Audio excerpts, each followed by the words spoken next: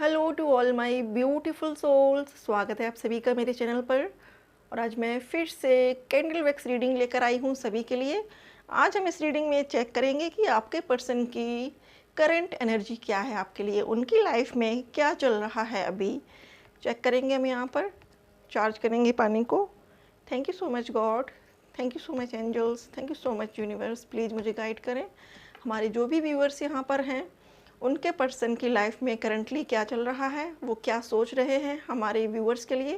Please मुझे guide करें, please मुझे मैसेज दें। Thank you so much God, thank you so much मेरे सभी असेंडेड मास्टर्स को, थैंक यू सो मच मेरे सभी एंसेस्टर्स को, thank you angels, thank you guardian angels, thank you so much.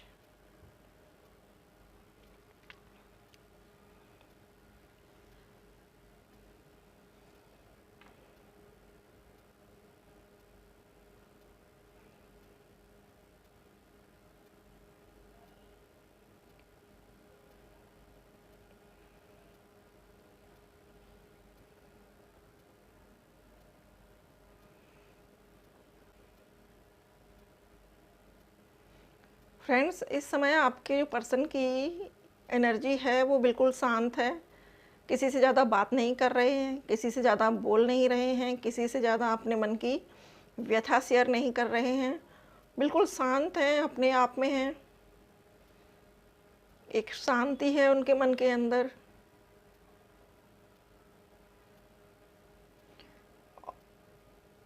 या तो ये तूफान के पहले की शांति है फ्रेंड्स, या ये तूफान के बाद की शांति है।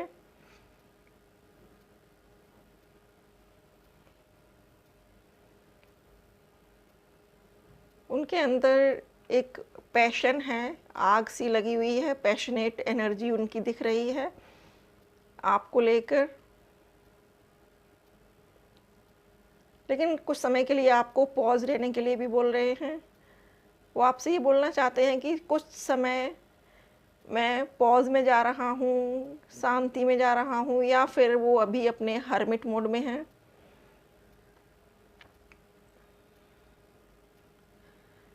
हर्मिट मोड में जब भी पर्सन होता है तो दिन दुनिया से कट ऑफ हो जाता है, अपने इंट्रोस्पेक्शन में लग जाता है वो। और ये सिचुएशन जो है आपके पर्सन के साथ चल रही है, अपना इंट्रोस्पेक्शन कर रहे हैं डीप लेवल पर।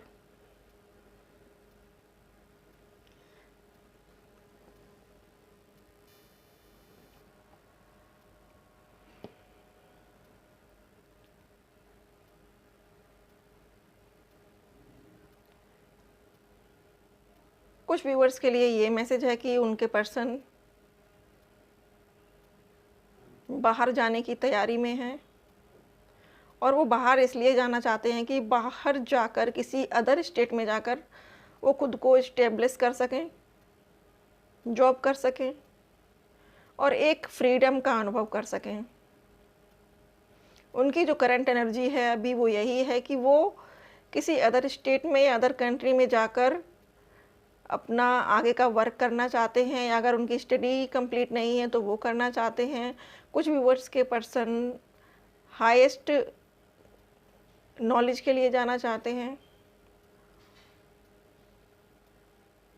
उनको ये फीलिंग हो रही है, अब उनको ये एहसास हो रहा है कि बाहर जाकर वो पूरी तरह से खुद पर फोकस कर सकेंगे, खुद के वर्क पर कर सकेंगे। क्योंकि लाइफ में आगे बढ़ने के लिए जो सबसे ज़्यादा ज़रूरी चीज़ है वो है वर्क, मनी। अपने फाउंडेशन को बहुत स्ट्रॉन्ग करना चाहते हैं मनी वाइज। हो सकता है कि उनके पेरेंट्स ने उनसे ये बोला हो कि वो उनकी अरेंज मैरिज करेंगे जिसमें उनको एक अच्छा अमाउंट मिलेगा, और वो इस चीज़ को नहीं चाहते हैं। वो अपनी लाइफ के साथ किसी भी तरीके का कोई कॉम्प्रोमाइज़ नहीं चाहते हैं, कोई खिलवाड़ नहीं चाहते हैं। इसलिए वो किसी बाहर स्टेट में, अदर स्टेट में जाकर या तो जॉब करना चाहते हैं, खुद स्टेबल होना चाहते हैं। क्योंकि वो कुछ पैसों के लिए अपनी लाइफ के साथ तो समझौता नहीं कर सकते। ये चाहते हैं कि अगर उनके पेरेंट्स के ऊपर कोई कर्ज है, स्टडी को लेकर कोई कर्ज है, या उनके मकान को लेकर कोई कर्ज है, तो वो इस कर्ज को उतार सकें। इसलिए वो खुद को स्टेबल करने के लिए अदर स्टेट में जाना चाहते हैं। और यहाँ पर उनके अंदर काफ़ी करेज है, काफ़ी करेजियस हो चुके हैं, लाइफ को लेकर पॉजिटिव हो चुके हैं, क्योंकि उनकी लाइफ में जो इतने सारे स्टॉर्म आए हैं, वो सारे स्टॉर्म जो निकलते गए हैं, उन्होंने उनको बहुत वाइज बना दिया है, बहुत करेजियस बना दिया है। अक्सर ऐसा होता है ना कि जब हमारी लाइफ में हमारे ऊपर बहुत ज़्यादा परेशानियां आती जाती हैं, आती हैं, आती हैं, आती हैं, और हम इतना ज़्यादा उनसे टूट जाते हैं कि फिर हमें लगता है कि अब और कुछ टूटने के लिए नहीं बचा है। तो ये अभी उनकी लाइफ में सिचुएशन चल रही है और वो इस चीज़ से बाहर निकल चुके हैं।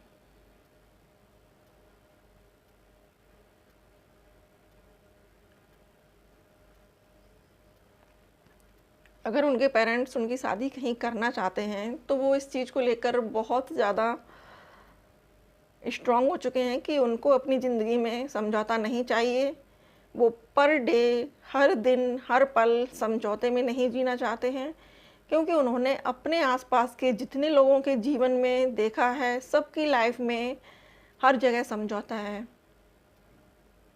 चाहे वो लव मैरिज हो या अरेंज मैरिज हो, उन्होंने हर जगह हर व्यक्ति को समझौता करते हुए देखा है, और वो नहीं चाहते हैं कि उनकी ज़िंदगी ऐसे समझौतों के बीच में गुजरे। और ये आपके लिए भी वो सोच रहे हैं कि आपको कॉल करें या आपसे मैसेज पर बात करें और आपसे इस कट टू कट बात करें, मतलब पॉइंट टू पॉइंट बात करें कि मैं अपनी लाइफ में ऐसे चाहता हूँ, इस तरीके से चाहता हूँ, क्या तुम मेरे साथ एग्री होगी? क्या तुम मुझे साथ दे सकती हो अपना? क्या तुम मेरे साथ इस तरीके से रह सकती हो सकता है कि कुछ व्यूअर्स के पार्टनर उनको कॉल या मैसेज करें और उनकी जो भी इच्छाएं हैं, आपकी, हमारे व्यूअर्स की जो इच्छाएं हैं, वो जानने की कोशिश करेंगे, क्योंकि वो अपनी लाइफ के लिए कोई बड़ा डिसीजन लेना चाहते हैं।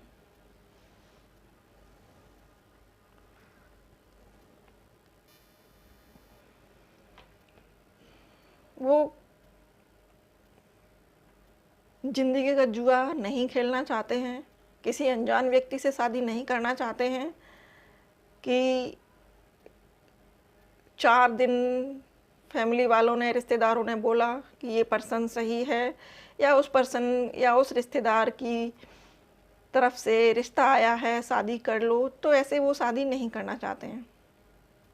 जिस रिलेशनशिप में एक दूसरे को जानते ना हो, एक दूसरे की नेचर के बारे में ना पता हो, एक दूसरे के बारे में, एक दूसरे की चॉइस के बारे में ना पता हो, सामने वाले व्यक्ति को क्या पसंद है, क्या नापसंद है, वो कैसी लाइफ स्टाइल पसंद करता है, अगर ये ना पता हो तो उसके साथ कैसे आप अपना जीवन काट सकते हैं। किसी अननोन पर्सन के साथ लाइफ गुजारने का डिसीजन वो नहीं लेना चाहते हैं, और इसके लिए वो पूरी तरह से कटिबद्ध हो चुके हैं, स्ट्रांग हो चुके हैं। उनको ये पता है कि मैं अपनी ज़िंदगी के साथ खिलवाड़ नहीं कर सकता। मे बी उन्होंने अपने आसपास, अपने भाई भाभी या अपने रिलेशनशिप में, अपने आसपास के रिलेटिव्स में किसी को ऐसा देखा हो कि जिनकी शादी ही समझौतों पर टिकी हो, और वो एक दूसरे से नाखुश हों, एक दूसरे से दूर होना चाहते हों, डाइवोर्स चाहते हों, और कुछ परिस्थितियों की वजह से वो ये नहीं कर पा रहे हैं, तो ये चीज़ें आपके पर्सन को बहुत कचोटती हैं। उनको ये लगता है कि जिनकी लाइफ ऑलमोस्ट स्पेंड हो चुकी है, उनकी बातों में आकर मैं अपनी पूरी लाइफ के लिए डिसीजन नहीं ले सकता या ले सकती हूँ।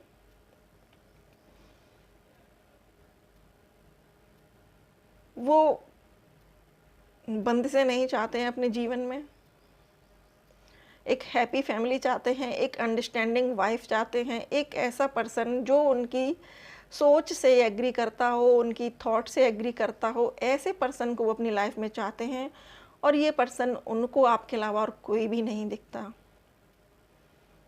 वो सिर्फ आपके बारे में सोचते हैं। जब भी उनको जीवन साथी का ख्याल आता है, जब भी शादी की बात होती है, उनके माइंड में, उनके दिलो दिमाग में अगर जहन में कोई एक चेहरा घूमता है तो वो सिर्फ आपका है।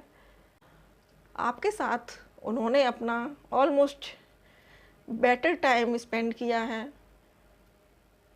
और छोटी मोटी तो नोक-झोंक हर एक रिलेशनशिप में होती है, ऐसा वो सोच रहे हैं।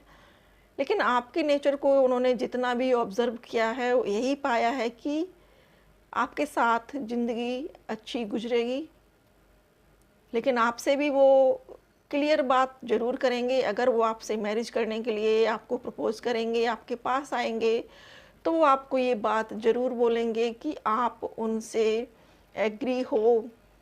अगर उनकी लाइफ़ में कोई ऐसी सिचुएशन आई जब मुसीबत खड़ी हो सामने, तो क्या आप उनको छोड़ दोगी या उनका साथ दोगी? क्या करना पसंद करोगी? ये सारी बातें वो आपकी जानेंगे, उसके बाद वो आपसे मैरिज के लिए प्रपोज़ल भेजेंगे आपको या आपसे मैरिज के लिए पूछेंगे।